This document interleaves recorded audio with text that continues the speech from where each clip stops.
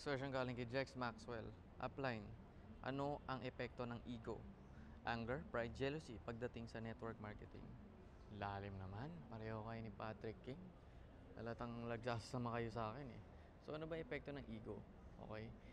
In a way, para sa akin, sa experience ko to, yung may tinatawag na good ego. Yung good ego mo, ayun yung ego na gusto kang baguhin. Gusto kang maging more than kung anong current situation mo. Ibig sabihin, kung wala kang pera, meron kang good ego na tinutulungan kanya ma-push up, itaas ang standards mo sa pamumuhay para mag-improve yung buhay mo.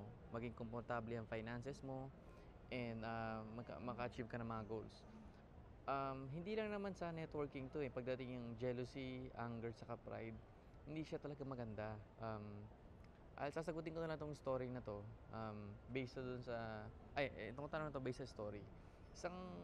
Unang panahon, merong isang Grand Cherokee leader sa Indian tribe na parang chieftain, okay? And then, tinanong siya ng apo niya na about sa wolves. Tapos, ang sinagot niya, alam mo ba, may dalawang klase ng wolves, sabi niya sa apo niya. There are two kinds of wolves, each and every one of us. Sa loob natin daw, may dalawang klase ng wolves. Sabi ng apo niya, ano po ito? Sabi niya, meron yung good wolf. Yung good wolf, ayan yung parang happiness. Ayan yung unity. Ayan yung love. Ayan yung pagtulong sa kapwa. Ayan yung wolf na positive, masiyahin.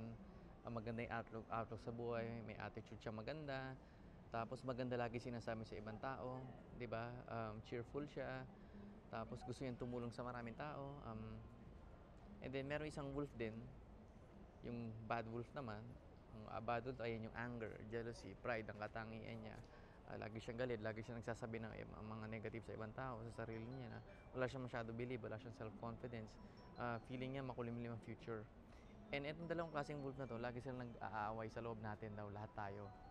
The question is, sabi nung lolo, alam mo ba sino mananalo? Tinanong nung apo, oo nga po lolo, sino ba po mananalo din sa two wolves na to? Ang sinagot lang is, nung lolo niya, kung sino mananalo dun sa two wolves na naglalaban sa loob natin is, kung sino yung binubuhay mo at binibigyan mo ng atensyon.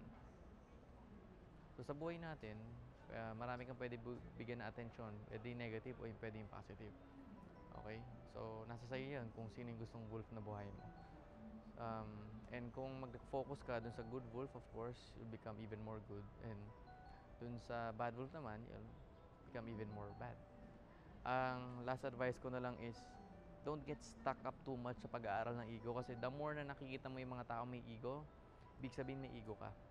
Kasi, ang mga tao magnanakaw, nakikita nila ang mga magnanakaw din eh. Ang mga taong magaganda ang ugali, nakikita rin sila mga taong maganda ugali. Mga taong positive, nakikita lagi ng positive sa paligid. Ang mga taong negative, lagi nakikita ng mali, negative sa paligid. Ang mga taong good mood, lagi nakikita ng magaganda. Ang taong bad mood, lagi nakakita ng hindi maganda. So pag lagi ka nakikita ng ego sa paligid, ibig sabihin may ego ka pa. So you have to be careful. So this is Marco Malyari, via Networking.